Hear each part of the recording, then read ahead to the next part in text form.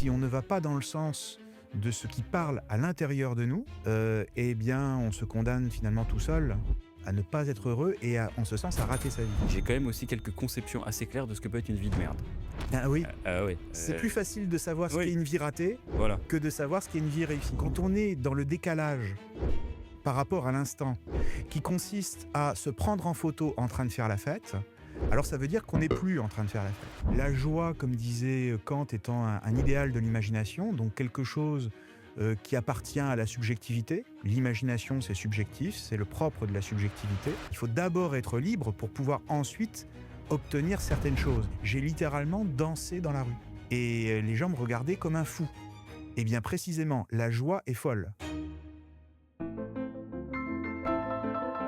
Bon, Fabien, merci beaucoup de prendre un peu de temps pour se refaire une conversation. On n'est plus que deux maintenant. Ouais. On n'est plus dans mes canapés. Ça faisait un petit bout de temps qu'on n'avait pas fait de podcast. Mais oui, c'est ça. Alors, on a fait un peu... donc, la première fois, c'était Enlève tes chaussures, donc dans mon salon. Après, on a fait Dans la tête du fondateur qu'on faisait à distance. Et là, t'es de passage à Paris. Ouais.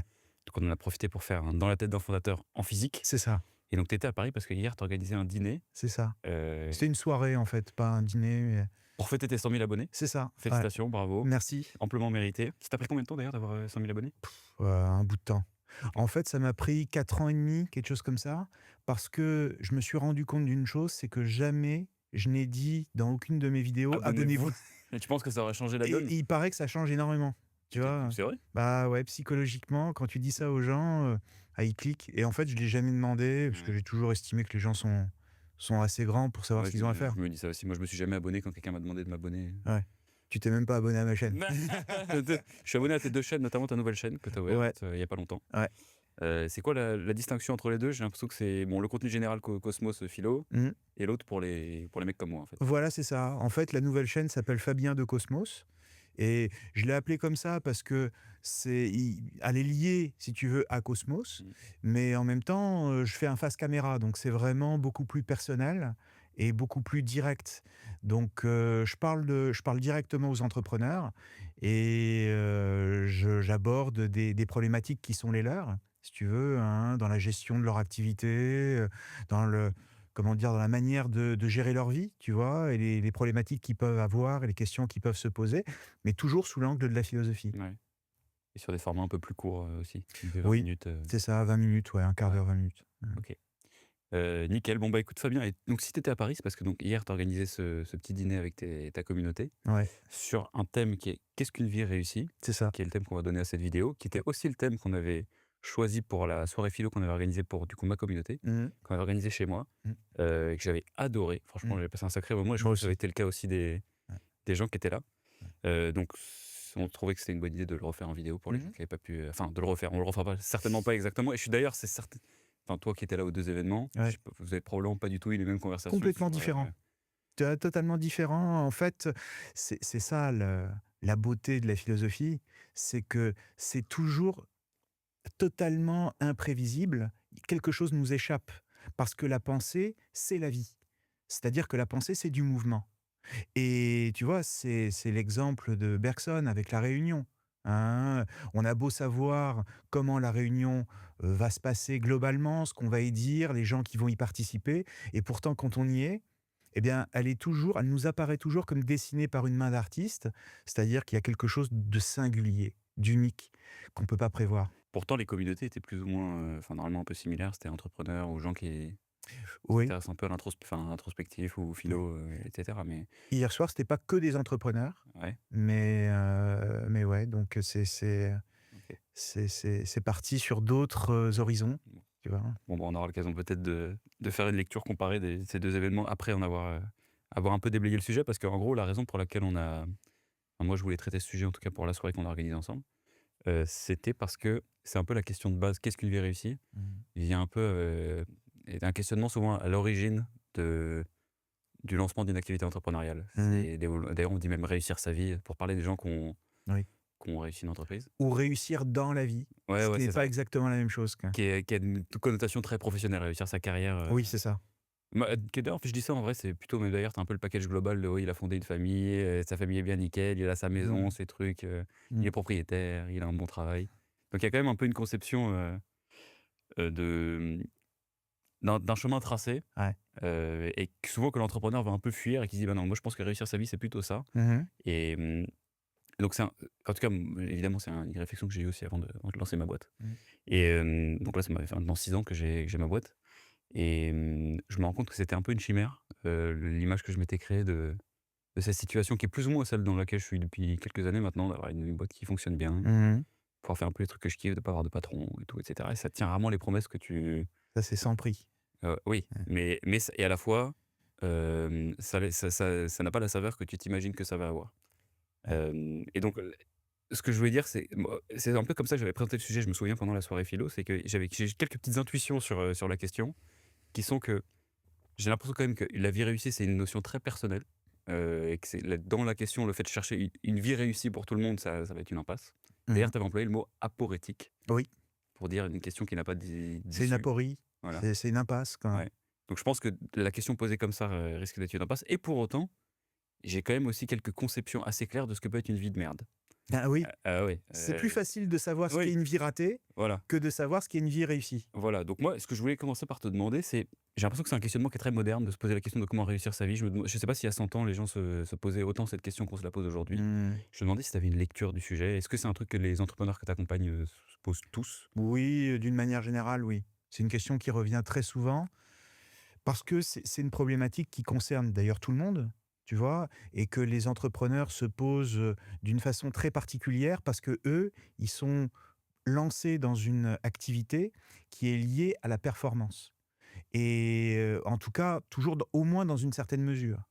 Et si tu veux, poser la question en ces termes, qu'est-ce qu'une vie réussie? Eh bien, implique l'idée de réussite comme on peut réussir un examen, comme on peut réussir un concours, comme on peut réussir de quelque chose, avec des cases à cocher et donc des critères objectifs, tu vois? Et donc quand on pose la question comme ça renvoie à cette idée de la performance. Ça renvoie à cette idée que on a réussi quelque chose objectivement et que c'est pas contestable. Or, on se rend compte que en réalité, la vie, eh bien, en tant que c'est toujours quelque chose, qui ne peut pas être réduit à une définition particulière, qu'elle ne peut pas être, réduite à, quelque chose de quantifiable, d'objectivement, heu, compréhensible, eh bien, la vie, elle nous échappe toujours. On ne peut pas la mettre, si tu veux, la mettre totalement dans une définition. Et donc, poser cette question-là, qu'est-ce qu'une vie réussie? Eh bien, implique de redéfinir ce qu'on entend par réussite.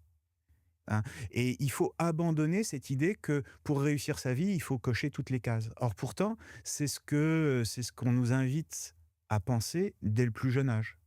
Tu vois, on nous dit, et pour le meilleur d'ailleurs, hein, les parents, les professeurs, et bien, incitent toujours les élèves, les jeunes à faire de belles études, à réussir des concours pour pouvoir obtenir un bon boulot et ensuite, bien, trouver la personne de sa vie et cetera et cetera. On nous présente la vie réussie comme ça. Mais en réalité, une fois qu'on y est, une fois qu'on a coché certaines cases, eh bien, on se rend compte que c'est pas suffisant et qu'il y a quelque chose en nous qui réclame davantage. Sauf qu'on ne sait pas comment le définir. On ne sait pas exactement, comment le cerner et précisément parce que ce n'est pas cernable. C'est quelque chose qui, comment dire, implique que, toutes les planètes soient alignées en quelque sorte, tu vois? Et qui fait qu'il va y avoir une alchimie, non pas en termes de cases à cocher, non pas en termes de critères objectifs, mais en termes de satisfaction vécue intérieurement. Mmh. Et ça, c'est pas quantifiable. Ça devient souvent apparent quand tu as coché la case que tu as cru toute ta vie que c'était celle-là qu'il fallait cocher. Oui. Et nous, chez un entrepreneur, c'est gagner de l'argent, en fait, hein, en vrai. Quand ta boîte, elle fonctionne, tu gagnes de l'argent, tu dis: «C'est bon, c'est bon». Et en fait, tu as tout à coup ce sentiment dont tu as d'ailleurs un peu honte, je trouve, Mmh. parce que c'est un peu un c'est, tu te dis que tu es quand même assez privilégié d'avoir, atteint ce truc-là. Mmh. Tu dis: «Voilà, j'ai pas trop le droit de pas être, d'être un peu insatisfait», et pourtant, Surtout en France où il y tu a un peux pas le tabou. chasser. Surtout, il y a un tabou en France vis-à-vis de l'argent. Ouais. Ce qui est pas forcément le cas, si tu veux, dans d'autres pays, notamment aux États-Unis. Moi, j'ai passé une partie de mon adolescence aux États-Unis et ils ont pas ce tabou-là, tu vois? Donc c'est sûr qu'il vaut mieux, réussir, si tu veux, à gagner de l'argent que de ne pas réussir, tu vois? Mais c'est simplement que si on pense que ça va suffire à réussir sa vie, c'est là qu'on se trompe. C'est pas immoral, Mmh. c'est pas, comment dire, une faute morale que de vouloir gagner de l'argent. C'est simplement que c'est une erreur de penser que ça va suffire. Comment tu conseillerais d'aborder le sujet, une fois que tu commences à te poser cette question? Parce que j'imagine que c'est assez profond. Donc en gros, l'enjeu, c'est de définir, qu'est-ce qu'une vie réussie? Enfin, en gros, Oui. qu'est-ce pour moi, enfin, ma vision personnelle de ça, qu'est-ce que ça va être? Et comment tu considères de démarrer dans cette, réflexion? Eh bien, d'abord, en faisant, une distinction entre intensif et extensif ou encore entre extérieur et intérieur.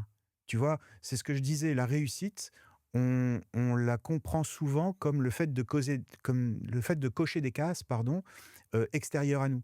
Des choses qui sont visibles, quantifiables, qui relèvent de critères objectifs et donc ça, effectivement, c'est plus, réussir dans sa vie que réussir sa vie elle-même. Mmh, oui, OK. Et donc réussir sa vie, du point où on l'entend dans le cadre de cette discussion, c'est plus de l'ordre intérieur, c'est-à-dire une satisfaction qu'on ressent. En fait, il est impossible de dire si on a réussi sa vie. En revanche, heu, il est tout à fait possible de ressentir en soi qu'on est en train de la réussir. Il y a une satisfaction en nous, si tu veux, quelque chose comme un signal, qui est compris à l'intérieur même de notre corps, tu vois? Qui fait qu'à un moment donné, eh bien, on sait qu'on est en train de réussir quelque chose. Et comment on fait? Ça provient de quel type d'activité? Qu'est-ce qu'il faut faire différemment? Alors, je pense pas qu'il y ait, une recette particulière. Je pense que et c'est en ce sens que c'est une aporie. Cette question, elle est aporétique, parce que non pas parce qu'il y aurait pas de réponse du tout, mais parce qu'il y a tellement de réponses possibles. Eh bien que, Oui, il oui, nous oui. appartient d'inventer, si tu veux, notre vie réussie à nous, tu vois? Mais c'est simplement que dans toutes les vies réussies qu'on peut imaginer, il y a toujours un point commun, on va dire, qui revient, hein, d'une manière générale, c'est le fait, de se sentir à l'aise, avec ce qu'on est et surtout avec ce que l'on fait. Il y a une adéquation, si tu veux, qui consiste, à persévérer dans son être, comme dirait Spinoza, Mmh. tu vois? Et à ressentir, en fait, au fond de nous, qu'on est à notre place. Moi, il m'est arrivé, dans ma vie, si tu veux, quand j'étais plus jeune, je faisais d'autres activités, notamment dans le milieu politique, et bien, de ressentir que j'étais pas à ma place. Et pourtant, je travaillais, comment dire? Là où bon nombre de jeunes gens de mon âge, à 25, 26 ans, rêvaient de travailler. Et j'aurais dû être, parfaitement satisfait. J'y suis resté plusieurs années. Mais à un moment donné, il y a quelque chose en moi, si tu veux, qui faisait que j'étais pas heureux, quoi. Tu vois? Je me levais le matin, j'avais une boule d'angoisse, aller prendre le métro, prévoir les réunions, les gens avec qui je devais travailler, rédiger des rapports et cetera. Et je sentais au fond de moi que j'étais pas en train de réussir ma vie. Et qu'il fallait forcément que je change quelque chose. Ce qui a impliqué certaines décisions. Donc enfin, l'indication que tu es pas sur la bonne voie se révèle de façon assez Ouais, par un sentiment, quoi, pas oui, par, oui, une intuition. est-ce que tu savais exactement d'où venait le problème? Est-ce que tu avais le diagnostic qui est venu en même temps de parce que tu peux juste aussi te sentir pas très bien, quand tu vas au travail. C'est arrivé, tu vois? Moi, j'ai plein de moments où quelques semaines où c'est un peu plus dur, où la boîte se passe moins bien, où c'est moins agréable Mmh, et c'est pas pour autant que tu dois abandonner, enfin que je me dis: «Bah, il faut que je remette en question toute ma trajectoire de vie». bien sûr. Je pense que c'est un processus, tu vois? On sent progressivement, Ouais. hein, en soi qu'il y a quelque chose qui ne correspond pas, à ce qu'on voudrait faire et à la place qui doit être la nôtre, tu vois? Et à un moment donné, si on ne change pas, c'est que on le sait, mais qu'on veut pas le savoir. Tu vois? C'est très similaire à ce que dit Pascal sur le divertissement. Tu vois? Le divertissement, c'est le fait de détourner le regard par rapport à ce qu'on sait. Lui, il parle de la condition humaine quand il dit ça et on peut en dire autant s'agissant de notre condition à nous. C'est-à-dire, de ce que on sent devoir faire, de ce que l'on porte en soi-même. À un moment donné, on peut pardonner, si tu veux, à l'adolescent ou au jeune adulte de ne pas savoir encore où est sa place et ce qu'il a envie de faire. Mais à un moment donné, vers 25-30 ans, parfois c'est même un peu plus tard, hein, pourquoi pas, eh bien, il y a toujours quelque chose qui se révèle. Et à ce moment-là, si on ne l'écoute pas, si on ne va pas dans le sens de ce qui parle à l'intérieur de nous et qu'on entend, eh bien, on se condamne finalement tout seul à ne pas Mmh. être heureux et à, en ce sens, à rater sa vie. Il y a ici une idée intéressante, c'est que comment dire? Réussir sa vie, c'est vivre sa vie telle que on souhaite la vivre et donc vivre une vie qui nous corresponde et ça, c'est pas définissable. Qu'est-ce qu'une vie qui nous correspond? C'est quelque chose qu'on ressent, encore une fois. Mais toujours est-il que le cas contraire, le fait de rater sa vie, c'est finalement ne pas vivre la vie qui est supposée être la nôtre. C'est vivre la vie d'un autre, vivre la vie qu'on nous a imposée, voir la vie qu'on estime devoir vivre pour répondre, à l'injonction extérieure, au regard des autres. Il y a quelque chose de très satisfaisant, si tu veux, à occuper un poste prestigieux. Il y a quelque chose de très satisfaisant, et de très confortable aussi, hein, souvent, à avoir des responsabilités et cetera. Mais dans le même temps, si on sent qu'on n'est pas fait pour ça, qu'on aspire à autre chose, qu'il y a quelque chose en nous qui parle, et qui nous pousse vers d'autres secteurs, d'autres cieux et cetera, eh bien, il faut l'écouter. D'accord, et à quel point, que tu dis parles avant de Spinoza qui dit, persévérer dans son être. Ouais. Hem, cet être dont il parle, heu, qu'est-ce que c'est? Est-ce que c'est un quelque chose avec lequel on est? En fait, tu pop-up, sur sur la planète et en fait, tu as une voix, il faut juste que tu la trouves, elle est planquée, mais il faut que tu la il entend C'est quoi? ce qu'on pourrait appeler sa nature propre, hein. Spinoza parle de la nature propre. Il y a, d'une manière générale, la nature. La nature, c'est l'ensemble des causes, c'est la causalité elle-même, dans laquelle nous sommes intégrés et nous ne pouvons pas en sortir. Et à l'intérieur de cette nature, eh bien, il y a des individus, des modalités de la nature. Nous sommes des modalités, c'est-à-dire des manifestations de la nature. Et donc tout ce qui nous arrive est compréhensible par des lois, hein, que nous ne pouvons absolument pas changer, mais simplement que chaque modalité de la nature, eh bien, a une nature propre. Autrement dit, il y a des choses vers lesquelles nous sommes attirés spontanément, tout simplement. Et il faut apprendre à écouter notre nature propre et à la connaître. Et c'est pour ça que comprendre ce qui se passe en nous, c'est essentiel pour pouvoir ensuite persévérer dans son être. Tu vois? Si par exemple, tu ne prends pas le temps de réfléchir sur ce à quoi tu aspires dans la vie et que tu te lances tout de suite dans une activité, eh bien tu peux très bien te rendre compte au bout d'un certain temps, malgré le succès, malgré le fait que tu réussisses dans ton activité, que finalement c'est pas pour toi. C'est tout à fait possible, tu vois? Et éprouver une insatisfaction. C'est pour ça que gagner de l'argent, être successful, tu vois? Eh bien, c'est pas suffisant pour réussir sa vie. C'est à mon avis, c'est quelque chose de fondamental, mais c'est loin d'être assez pour, en ce qui concerne la satisfaction de soi-même et le fait d'être en adéquation avec ce qu'on est. Mmh. Oui, c'est ça, je me souviens que Spinoza parle moi j'avais utile propre. Ouais. Donc c'est Oui. En fait, l'utile propre, c'est, comment dire? C'est comprendre ce qui va nous être utile afin de persévérer dans son être, tu vois? Et donc il y a des choses, dans le monde qui ne nous sont pas utiles, qui sont au contraire, qui nous sont nuisibles, tu vois? Qui nous empêchent de persévérer et qui en ce sens nous réduisent à des passions tristes, et donc nous privent de liberté, nous réduisent à la servitude. Mais c'est simplement que, comme on ignore la plupart du temps les causes qui nous déterminent, eh bien, on retourne toujours vers ce qui nous réduit, tu vois? C'est-à-dire, ce qui nous est nuisible, alors que pourtant, eh bien, on devrait le comprendre. Au fond, il y a une phrase très, très juste, de Spinoza qui cite Ovide dans l'Éthique et qui est: «Je vois le meilleur, je l'approuve et pourtant c'est le pire que je fais». Et ça, quand on le dit comme ça, eh bien, on se dit: «Oui, c'est évident», hein, et pourtant on agit tous de cette façon-là, de cette manière-là, dans la vie. C'est qu'on retourne sans cesse vers des choses qui nous sont nuisibles. Eh bien, comprendre ce qui nous est nuisible et comprendre ce qui nous est, utile, ce qui va nous permettre de persévérer dans ce que nous sommes, eh bien ça, c'est un enjeu fondamental pour réussir sa vie. d'accord. Il y a un tuto? c'est à chacun de l'inventer en réalité, tu vois? Mais je dirais que le tuto, c'est d'apprendre à réfléchir, tu vois? Et même, je dirais, à penser. Tu vois? La compréhension, on parlait de Spinoza, c'est par la compréhension qu'on atteint la joie. Ça, c'est très contre-intuitif Mmh. parce qu'on se dit: «C'est bizarre quand même, comment est-ce que par le fait de comprendre un mécanisme, eh bien, on peut ressentir quelque chose?»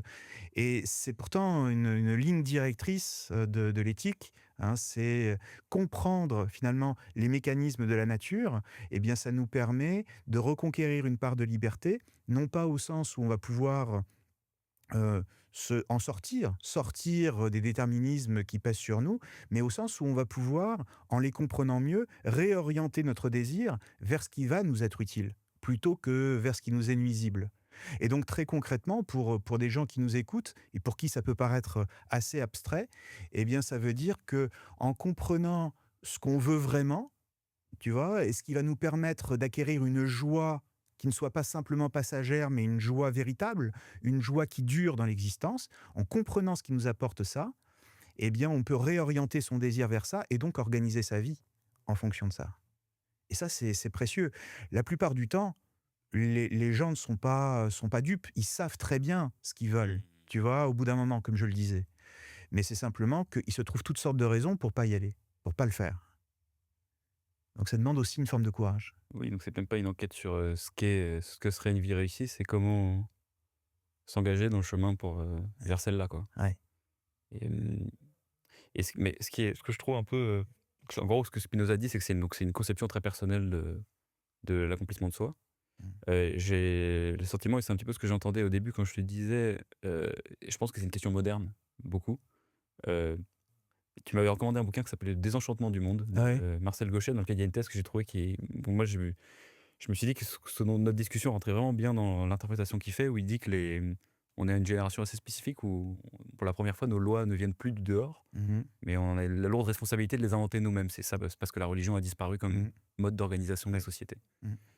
Et en fait, là où la religion était quand même assez pratique, c'est que ça donnait, j'ai l'impression que c'est l'inverse de ce qu'on vient de dire, c'est que c'est une voie pour tout le monde, le christianisme, aimez-vous les uns les autres, Oui, et tu ta voie toute tracée. Tu pas du tout inquiété par le fait de trouver ta propre voie, parce que ça pèse aussi énormément, le fait de rien que de poser la question: «Qu'est-ce qu'une vie réussie? Comment réussir ma vie?» C'est très angoissant. c'est angoissant. Ouais, Oui. heu, L'angoisse et le vertige de la liberté, comme disait Kierkegaard. ouais. Sartre aussi, je crois qu'il disait: «Nous sommes condamnés à être libres». On est au cœur de l'existentialisme. Tu l'aimes pas trop Sartre, non? Alors il est précieux quand même, hein, c'est C'est vrai que tu es très fair, toi, avec les philosophes que tu n'aimes pas. Tu leur donnes beaucoup de crédit, tu les respectes c'est énormément. vrai, ouais, Ouais. ouais. Rousseau, j'ai beaucoup de mal avec Rousseau, mais dans le même temps, à chaque fois que je relis des pages de Rousseau, je me dis quand même: Ouais. «C'est beau, Est-ce que quel écrivain!» Ouais, ce que je veux dire, c'est que du coup, il y a des visions qui sont totalement, même de philosophiques ou Ouais. bon, théologiques, qui s'entrechoquent avec tout ce qu'on vient de dire, qui disent le contraire. Oui, en fait, c'est une question très contemporaine parce que effectivement, tu l'as bien vu, dans les périodes précédentes de l'histoire, de l'humanité, eh bien, il y a toujours eu de grands systèmes, de grands modèles qui donnaient finalement aux hommes des critères pour réussir leur vie. Que ça soit par exemple le cosmos des Grecs, hein, où il s'agissait finalement d'être à sa place et de l'accepter. Le cas contraire, celui qui n'acceptait pas la place qui lui était assignée par la nature, c'est-à-dire par la naissance, eh bien, qui essayait de s'en sortir ou tu sais, en Grèce, au 5e siècle avant notre ère, il n'y avait pas de self-made man, tu vois? Mais celui qui pensait qu'il avait le pouvoir d'aller contre l'ordre des choses et donc contre le cosmos, eh bien, il était taxé d'hubris, c'est-à-dire d'orgueil, de démesure, ce qui est la pire des choses pour un Grec. Au fronton du temple de Delphes est écrit Connais-toi toi-même. Donc, autrement dit, connais-toi toi-même, c'est pas au sens du développement personnel actuel qu'il faut l'entendre, C'est c'est au sens reste à reste ta tranquille. place, connais ta place, reste tranquille, parce que si tu entres dans ce temple Ouais.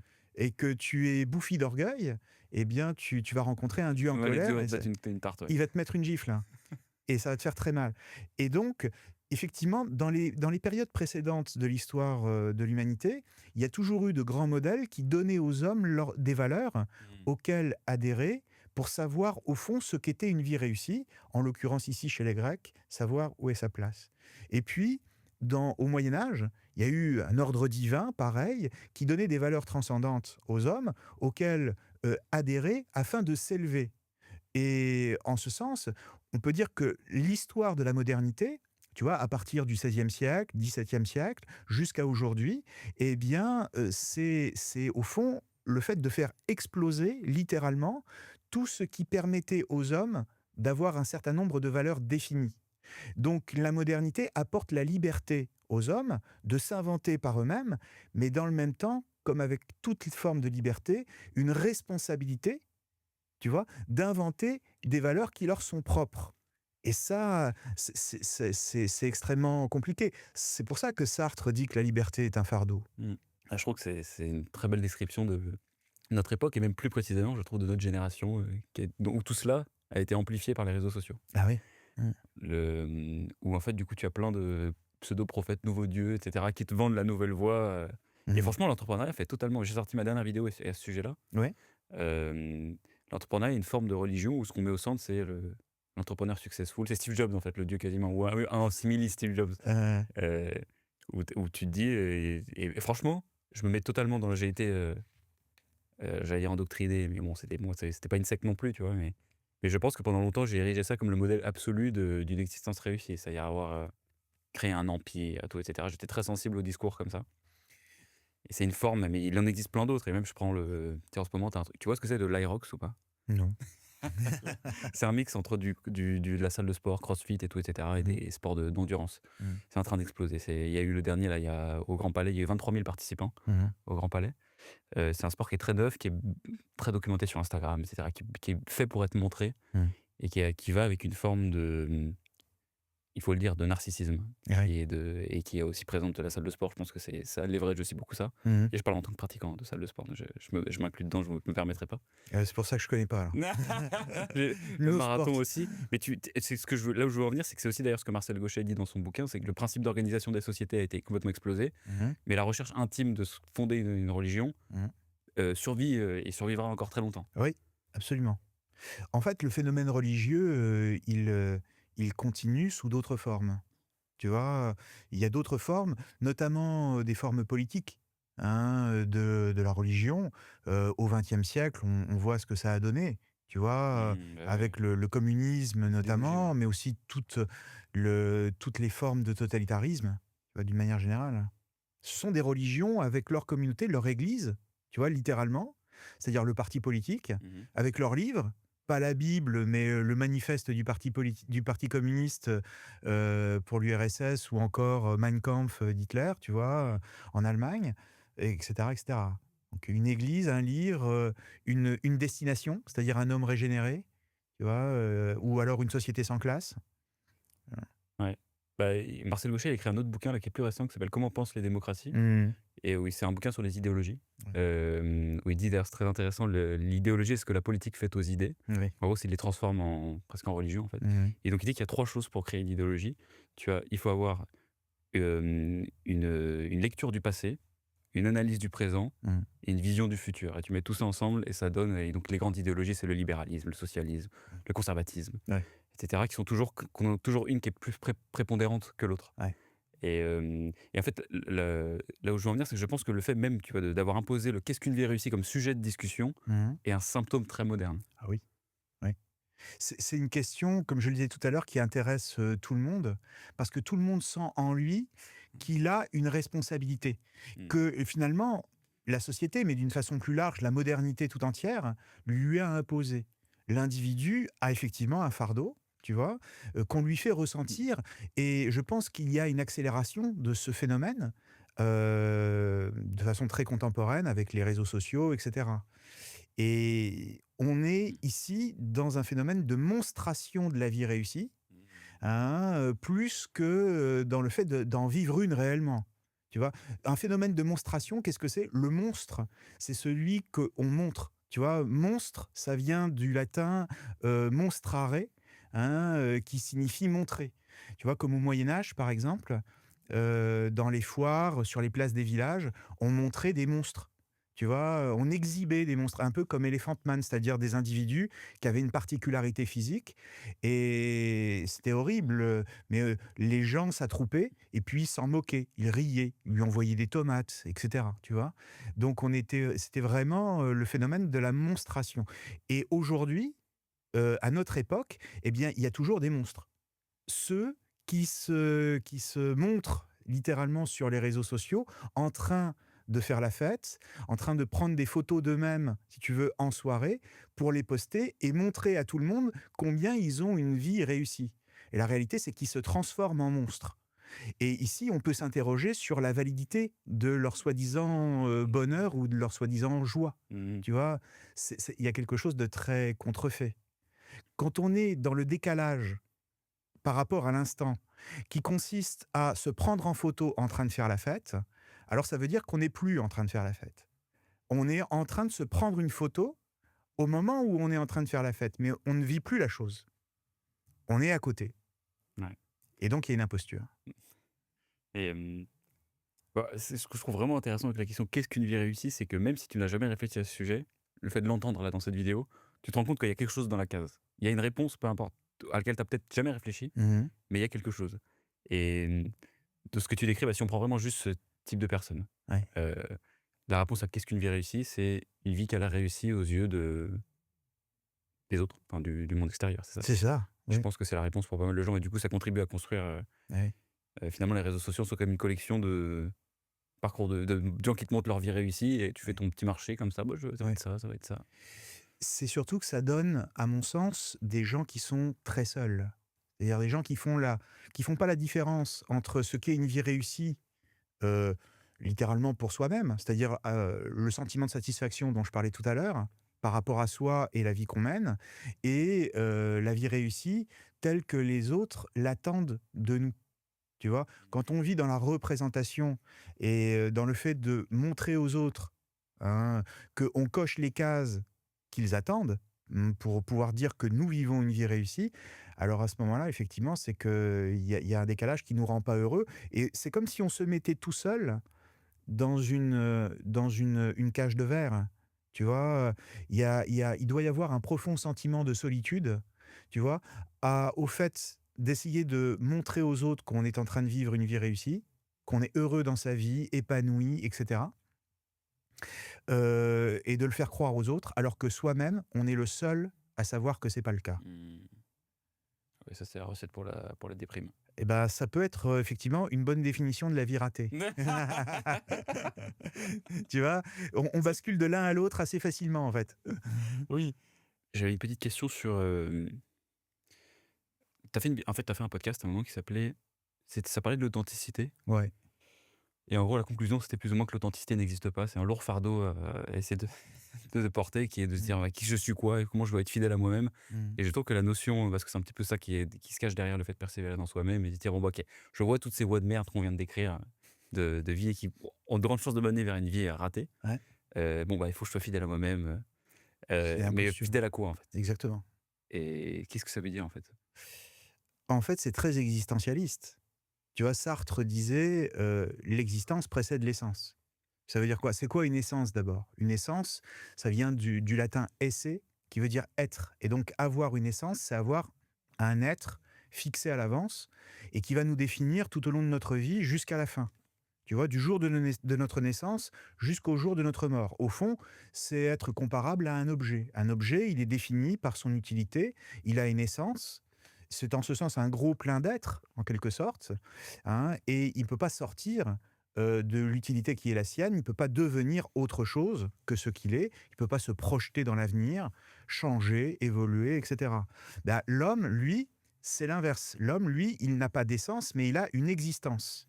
Et existence, ça vient du je fais un cours de latin et de grec, je suis désolé. Non, mais j'aime bien, hein, j'aime beaucoup les C'est vrai. étymologies, tu serais surpris, ouais. Existence, ça vient du latin, existere, qui veut dire sortir de. Et donc avoir une existence ou être existant, ça veut dire littéralement qu'on sort de nous-mêmes. Et en ce sens, sortir de soi, bah, ça veut dire qu'on ne coïncide pas avec, une essence particulière. On est toujours à la recherche d'un autre soi-même, d'un alter ego en quelque sorte, c'est-à-dire une autre version de soi, d'où l'idée sartrienne du projet. On est toujours en chantier de nous-mêmes. Sauf que on est en chantier de nous-mêmes, mais on est à la fois architecte, on dessine nos propres plans, on est ingénieur, on coordonne la fabrication de nous-mêmes, hein, notre chantier, c'est nous. On est l'ouvrier et surtout, on est la chose elle-même, tu vois? La création elle-même et donc avoir une existence, c'est se construire en permanence. Par exemple, on peut là être en train de discuter autour d'un sujet au moment où on est en train de discuter et dans le même temps, avoir à l'esprit ce qu'on va faire tout à l'heure, ce qu'on va faire dans 2 mois, ce qu'on va faire dans 1 an, et cetera, et cetera. Donc on se projette et en ce sens, on est toujours projeté comme à la recherche de soi. On est existant, on est dans l'existence et en ce sens, eh bien, l'existence, elle précède l'essence, c'est-à-dire que c'est la totalité des actes que nous accomplissons dans notre vie qui va pouvoir ensuite définir ce que nous sommes. Nous sommes libres en tant que nous avons une existence, c'est-à-dire que nous avons la possibilité de faire des choix qui, à terme, vont nous définir. Et c'est pour ça que c'est très, très angoissant d'avoir une telle responsabilité. C'est-à-dire que nous nous définissons nous-mêmes en tant qu'individus à chaque fois que nous avons un choix à faire. Tu vois? Donc, on devient un peu plus un salaud, par exemple, quand on fait des mauvais choix ou quand on décide de mal agir, comme on devient un type bien, tu vois? Quand on fait des choix Mmh. inverses. Mais ça va plus loin que ça. Parce que non seulement on se définit soi, mais aussi on participe à la définition de l'humanité tout entière. Donc la responsabilité est encore plus grande que ce qu'on peut imaginer, si tu veux, de prime abord. Et pourquoi? Pourquoi il dit ça? Parce que c'est l'humanité tout entière que l'on va définir à travers soi-même.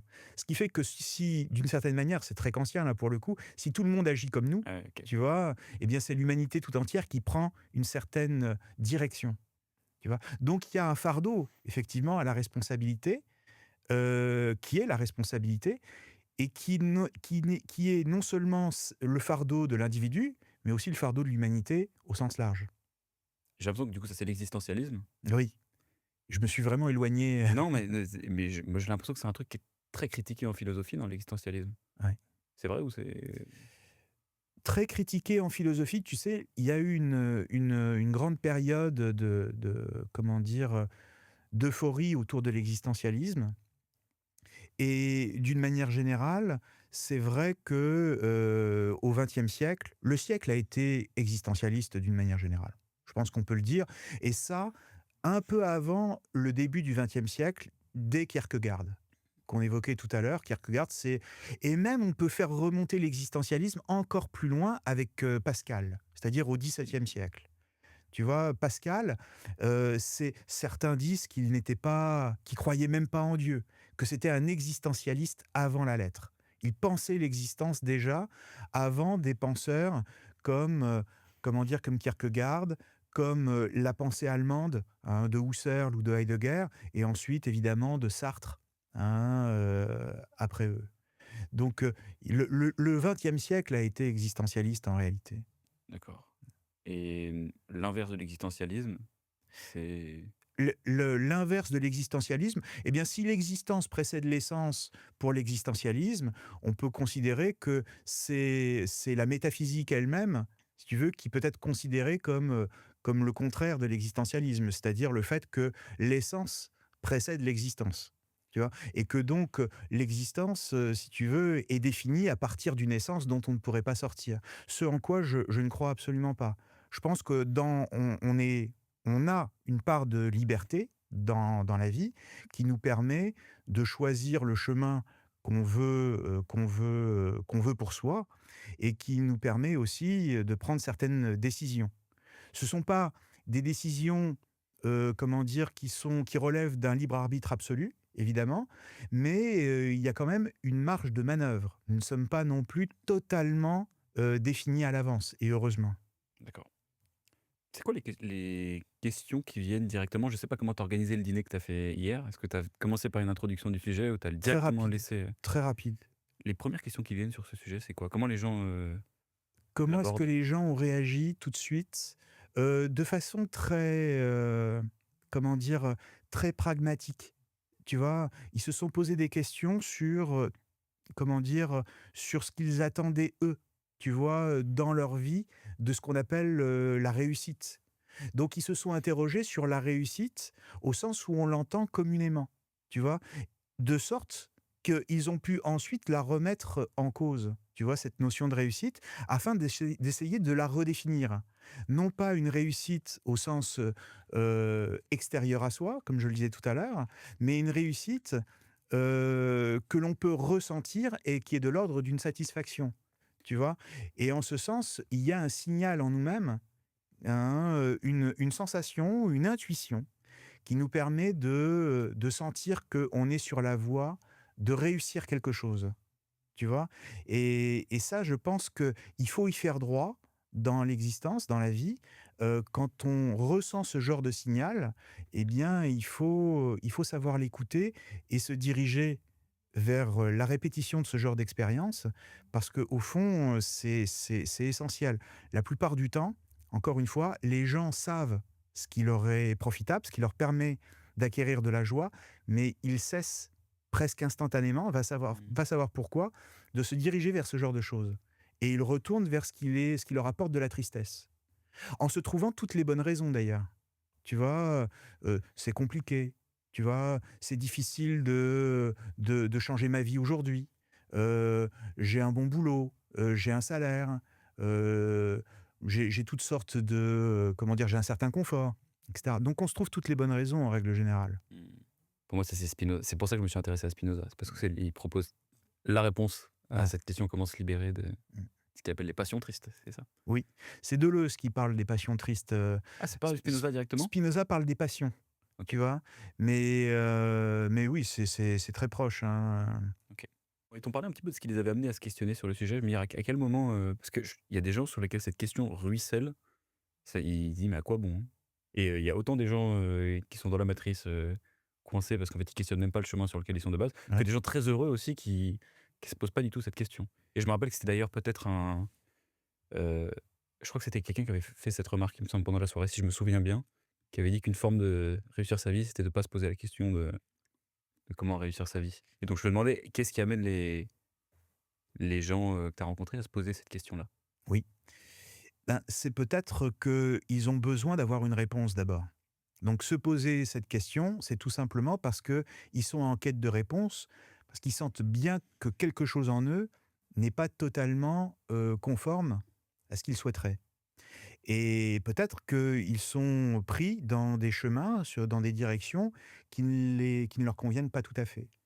D'où le besoin, de se poser la question et d'échanger afin de trouver des réponses. Et puis, parce que, d'une manière générale, je pense que les gens n'ont pas aussi l'habitude de penser. Et ça, ça peut paraître assez provocateur de le dire comme ça. Les gens n'ont pas l'habitude de penser. Tu vois, c'est Heidegger qui disait ça, «La science ne pense pas», tu vois? Eh bien, on peut dire, la même chose des comment dire? Des individus, des êtres humains en général. Ils ne pensent pas au sens où, bien sûr, ils réfléchissent dans leur vie, dans le cadre de leur travail et cetera. Ils ont des problèmes, ils essayent de trouver des solutions, des stratégies pour y répondre, mais ils ne pensent pas au sens où ils n'organisent pas une pensée afin de d'éclaircir un problème, comment dire, auquel ils sont confrontés dans leur vie et d'essayer d'organiser leurs idées et de les articuler ensemble pour trouver une solution. Et ce qui se passe quand on le fait, quand on commence à entrer dans la pensée, quoi, d'une manière générale, autrement dit, ce qui se passe quand on entre en philosophie, eh bien, c'est qu'on ressent en soi-même une satisfaction. Mmh. Et cette satisfaction, elle consiste à se sentir comme porté par un mouvement que l'on ressent en son corps. Le mouvement, c'est la pensée elle-même, c'est l'enchaînement des idées. Et ce mouvement, eh bien, contrairement à ce qu'on pourrait penser, ce qu'on pourrait croire, hein, tu vois, d'une façon générale, on pense que la philosophie, eh bien, est simplement et exclusivement théorique. En réalité, comme j'ai coutume de le dire, elle est fondamentalement pratique. Et surtout, on peut en ressentir les effets dans son corps. La pensée n'est pas, comment dire, l'apanage d'un esprit qui serait entièrement déconnecté du corps. Elle prend racine dans le corps lui-même. Ça, c'est très nietzschéen, hein. Il n'y a pas de pensée qui soit, en ce sens, totalement libre, souveraine, débarrassée, de la matière, de la corporéité. tout prend racine en nous et c'est pour ça que je dis qu'il faut savoir écouter ce qui se passe à l'intérieur de nous et la satisfaction qu'on peut ressentir afin ensuite de mieux comprendre ce à quoi on aspire, notre nature propre comme je le disais, afin de s'orienter vers cela. Mais tu vois, ça implique tout un rapport au corps. La notion du corps dans la question d'une vie réussie est ici fondamentale, tu et vois? on peut l'ouvrir, mais oui, parce que je trouve une question vertigineuse de c'est je l'assimile beaucoup à, tu sais, quand tu es en 4e et que tu vas voir la conseillère d'orientation et qui te demande ce que tu as envie de faire dans ta vie et tu quand on demande de s'écouter, je veux dire. Ouais. C'est à peu près la même chose, c'est mais, je sais j'écoute quoi en fait? C'est où? C'est là? C'est là? Enfin, Exactement. ouais, Ouais, ouais. Ça, c'est très développement personnel, ça. ouais. Tu vois? Écoute-toi, et cetera. C'est pas exactement ce que je dis. Ce que je dis, c'est: utilise ta raison, pense, tu vois? Et comment dire? Apprends à organiser tes idées parce que tu vas découvrir en toi-même un horizon, heu, que tu peux, expérimenter et qui va t'apporter de la joie. Et ça, en l'occurrence, c'est très spinoziste, hein, évidemment, hein. La compréhension, la pensée, la joie sont des notions qui sont liées dans l'éthique, mais dont on peut faire l'expérience dans sa vie, Mmh. tu vois? Je pense que on ne peut, comment dire? Réussir dans quelque chose, par exemple, des entrepreneurs ne peuvent réussir, gagner de l'argent, avoir des performances et cetera, qu'à partir du moment où ils sont déjà libres dans leur tête. C'est pour ça que quand j'entends, par exemple, dire sur les réseaux sociaux que l'argent va permettre de devenir libre, bah, je pense que c'est une erreur. Il faut d'abord être libre pour pouvoir ensuite obtenir certaines choses. Et être libre dans sa tête, ça veut dire quoi? Ça veut dire être curieux, s'intéresser à beaucoup de choses, voir le monde avec un regard neuf, enthousiaste, même si parfois c'est difficile, mais surtout avoir l'habitude d'organiser des idées, de douter, de remettre en cause, de réfléchir, etc., etc. Et quand on a, heu, à l'intérieur de soi-même, pour ainsi dire, dans son esprit déjà cette forme de liberté qui consiste à avoir différents, centres d'intérêt, à pouvoir expérimenter ce qu'est la pensée et la liberté qu'elle nous apporte, alors à ce moment-là, on peut réussir des choses dans le monde. Mais c'est pas l'inverse. Oui, je me souviens que c'était un des points forts de tes audios. Hein. Ça ressortait déjà pas mal. Parce que j'ai l'impression que par souvent en fait je sais pas si c'est Spinoza en particulier, peut-être que c'est chez un autre auteur, mais qui a quand même une liberté et bonheur, joie et tout et cetera. Il y a souvent des moments où ça se recoupe énormément, Hein. les notions sont quasi, Ouais, ouais. similaires. Tu vois, je me souviens effectivement qu'on avait fait la distinction à un moment donné, dans le cadre de la soirée qu'on avait organisée ensemble, entre la joie et le bonheur. Tu vois? La joie, comme disait, Kant, étant un idéal de l'imagination, donc quelque chose, qui appartient à la subjectivité. L'imagination, c'est subjectif, c'est le propre de la subjectivité et donc tu peux imaginer certaines choses, comme ton bonheur à toi, comme moi je peux m'imaginer mon bonheur à moi et ainsi de suite. Et donc il peut y avoir autant, comment dire, d'idées du bonheur qu'il va y avoir d'individus. Et en ce sens, eh bien, en tant que le bonheur est un idéal, eh bien, ça veut dire qu'on court après lui. Tu vois? Et que le bonheur, c'est quelque chose vers lequel on se met en quête. Tu vois? Eh bien, je pense que c'est une mauvaise stratégie. Tu vois? Il vaut mieux rechercher la joie que le bonheur. En plus, le bonheur, une fois qu'on l'a, ça s'accompagne forcément, La peur de le d'une perdre. certaine lourdeur, donc oui, effectivement, de la peur de le perdre. Donc tu vois, c'est ce que dit Lucrèce dans, dans De la nature des choses. Hein, il dit: «Ah tu es heureux, c'est bien, donc fais attention malheureux». Hein, parce que tu sais jamais ce qui va t'arriver, ça va pas durer longtemps. Alors que la joie, donc tu vois, quand le bonheur s'accompagne toujours d'une forme d'inquiétude et donc de lourdeur, de détresse même, la joie, elle, est toute positivité et en ce sens, elle est folle, tu vois? Comme dirait Rosset. La joie, c'est un festin, qui déborde, c'est une abondance permanente. Quand on est joyeux, on a l'impression de marcher sur l'eau. On danse. Moi, je me souviens de moments où j'ai éprouvé dans ma vie à des moments très particuliers, une joie intense. Je me souviens qu'une fois, j'ai dansé dans la rue.